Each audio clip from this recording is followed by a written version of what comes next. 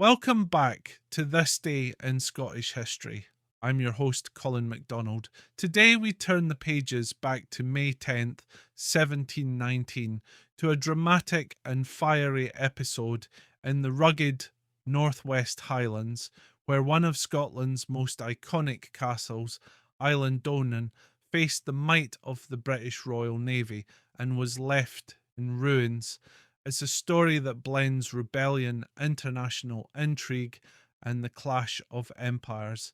And if you're curious about more riveting tales from Scotland's past, check out my blog at bagtownclans.com/thisday.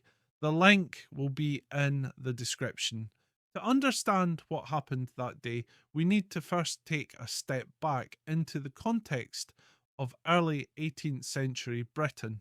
The Jacobite risings, efforts to restore the exiled Stuart monarchy to the thrones of Scotland and England, had already shaken the realm.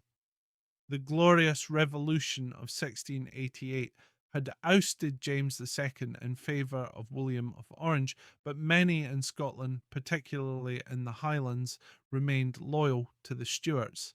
These Jacobites saw the Hanoverian kings as usurpers and longed for the return of James Francis Edward Stuart, known as the Old Pretender. By 1719, Europe was once again a chessboard of shifting alliances. Spain, then ruled by the Bourbon Philip V, was seeking to reassert its influence and saw in the Jacobite cause a useful tool to destabilise Britain. The Spanish agreed to support a Jacobite uprising in the Highlands as part of a larger strategy to distract the British while they pursued their ambitions elsewhere on the continent. And so, in April 1719, a small Spanish expeditionary force, around 300 soldiers, landed on the west coast of Scotland near Loch Duich. They took up residence in Eilean Donan Castle, a medieval fortress perched on a rocky islet where three lochs meet. It was an ideal base, remote, defensible, and deeply symbolic. From here, they planned to support a larger Jacobite force assembling nearby, led by George Keith and William Murray, who hoped to march on Inverness. But the British government was well aware of the unfolding plot. Royal Navy ships were dispatched to the west coast to intercept the Spaniards and prevent the rising from taking root. On May 10th, three warships, HMS Worcester, HMS Flamborough, and HMS Enterprise, anchored off Eilean Donan. What followed was a furious bombardment. The Spanish garrison, though disciplined, was heavily outgunned. The castle's old stone walls, built for medieval sieges, were no match for 18th century naval artillery. Cannonballs smashed into the thick masonry, and smoke filled the Highland air.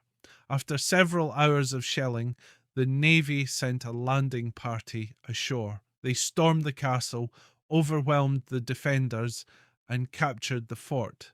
Inside, they found a stockpile of gunpowder, an explosive opportunity. Rather than occupy the fortress, the Royal Navy decided to make an example of it. They placed barrels of powder within the structure and lit the fuses. The resulting explosion tore through the ancient walls. Eilean Donan Castle, a sentinel of the Western Highlands for over 500 years, was reduced to rubble. The destruction of Eilean Donan was a devastating symbolic blow to the Jacobites and their Spanish allies. Without their stronghold, the rebellion floundered. The Battle of Glenshiel followed in June, where the remaining Jacobite and Spanish forces were decisively defeated by government troops. The Spanish survivors were taken prisoner and later repatriated. The 1719 Rising was over almost before it began.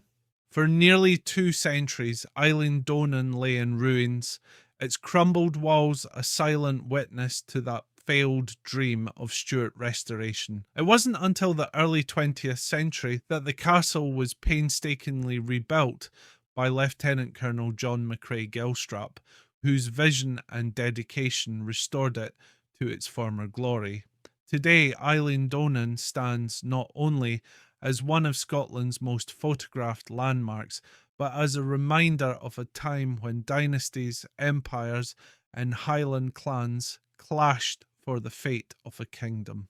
The events of May 10th, 1719 might have slipped into obscurity, overshadowed by larger battles and more dramatic rebellions, but the destruction of Eilean Donan was a powerful turning point, a moment when global politics, local loyalties, and maritime power collided on the rugged coast of Scotland.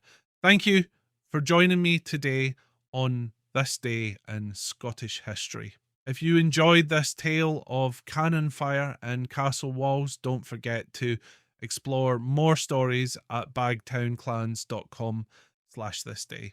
I'll be back tomorrow with another glimpse into the fierce, proud, and fascinating history of Scotland. Until then, I'm Colin MacDonald. Haste you back.